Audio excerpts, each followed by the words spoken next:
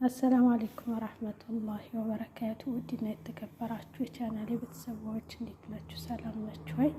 እኔ ያለሁ አልሐምዱሊላህ። ቤተሰብ ዛሬ ዳቦ አብረን እንሰራለን ማለት ነው። የሚያስፈልጉኝ ግብአት አዘጋጅቻለሁኝ። ወደ አሰራር ተከታተሉኝ። ለቤቴ አዲስ የሆናችሁ ሰብስክራይብ፣ ላይክ እያደረጋችሁ አበረታቱኝ። እዚህ ጋር አቃለኝ አንድ ማንኪያ በተለቅ ባለው ማንኪያ ካሜራ፣ እዚህ በትንሿ ማንኪያ ጥቁር አዝሙድ ዘጋጅቻለሁ። እዚህ ጋር ሱካር 2 ማንኪያ ይሆናል ሱካር ማለት ነው። ያው እንደ ፍላጎታችሁ ነው። እኔ ማንኪያ ትንሽ ሱካር ስለምወድ ነው ማለት ነው። እዚህ ጋር ጨው አለኝ። እዚህ ክንድ ባውተር ነው፣ ትንሽ ነበር ክንድ ባውተር የጨመርኩት ማለት ነው። እዚህ ጋር አንድ ብርጭቆ ለብ ያለ ወተት አለኝ ማለት ነው።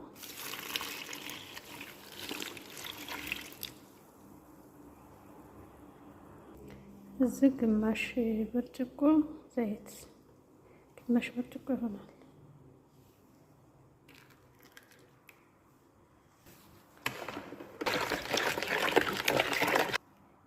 በዚህ መልኩ ከደበላለኩት በኋላ እዚህ ያው 1 ኪሎም ባይባል ዱቄት አለኝ። ከ1 ኪሎ ከፍ ይላል። በልኩ ስለሆነ የምጋግረው ጨምራለሁ ማለት ነው።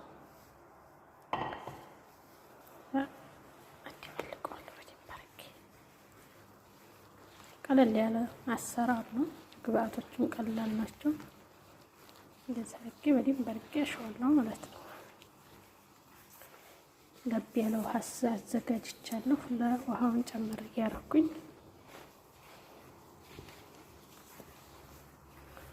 ያው በአንድ እጅ ስለሆነ የሚቀርጸው ለዛ ነው ቤተሰብ።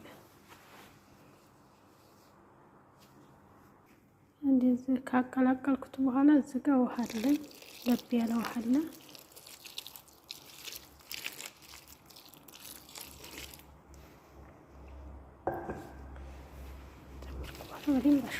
እሺ ቤተሰብ ያው እንግዲህ በዚህ መልኩ አሳምሬ አሽቸዋለሁ። ደንብ ነው ያሸሁት ማለት ነው።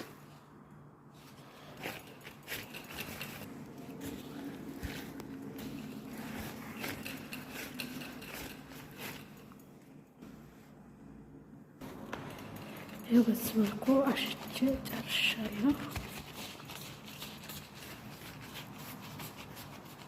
ኮፍ እስከሚል ድረስ 45 ደቂቃ በፌስታል ሸፍኜ ያስቀምጠዋለሁ ማለት ነው።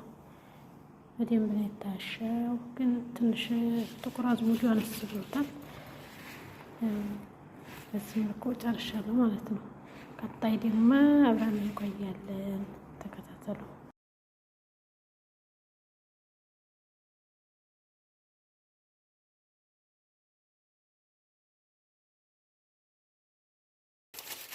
በዚህ መልኩ ሸፍኜዋለሁኝ። ኮፍ እስከሚል እንጠብቃለን። ቀጣይ አብረን እናየዋለን ማለት ነው ቤተሰብ። ቤተሰብ ዳቦዬ ያው እንግዲህ 45 ደቂቃ በልጦታል። በዚህ መልኩ ኩፍ ብሎልኛል። በጣም ነው ኩፍ ያለው። ያው እኔም ቆይቼበታለሁ ማለት ነው።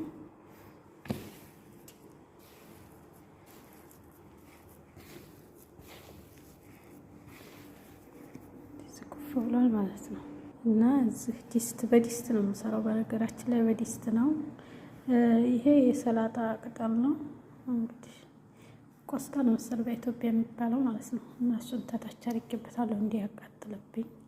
ዘይት ቀባ አድርጌ እዚህ ላይ ዳቦ ሊጡን አደርጋለሁ ማለት ነው። እንደዚህ ሊጡን ተጨመርኩ በኋላ ተላይ ዘይት ጨምሬ እንደዚህ አደራጀዋለሁ።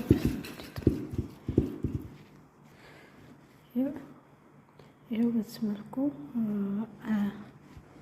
እንደዛ ታደራጀሁት በኋላ ተላይ ቅጠል አለብሰዋለሁ። ይኸው በዚህ መልኩ እንደዚህ ሆኗል። ያው ካሜራው ስልኩ ባትሪ ጨርሶ አደብዝዞታል ማለት ነው። በዚህ መልኩ አሁን ጨርሻለሁ።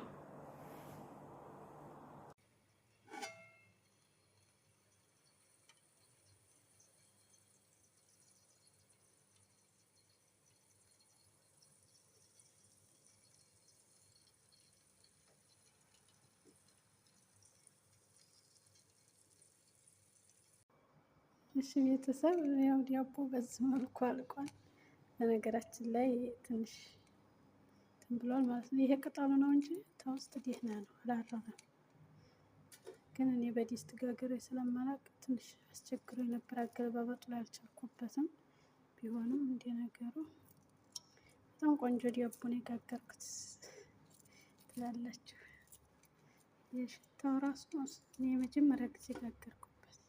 ከአሁን በፊት ጋግሬበት አላውቅም። ይኸው ዳቦ በጣም ምርጥ ነው። ቅጠሉ ነው የጠቆረው እና ይሄን ይመስላል። እስኪ ደግሞ ተገለጠ ደግሞ ግልባጭ እንታያለን። በጣም ቆንጆ ዳቦ ነው። እሺ ይሆናልኝ።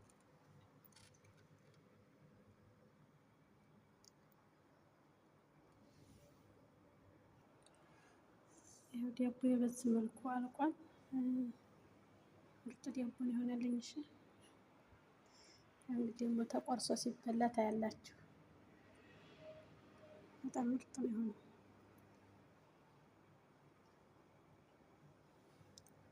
ለአፍያ በሉ። ቪዲዮዋን ላይክ ሼር እያደረጋችሁ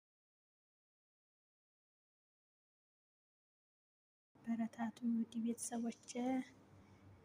ዳቦ ይህን ይመስላል።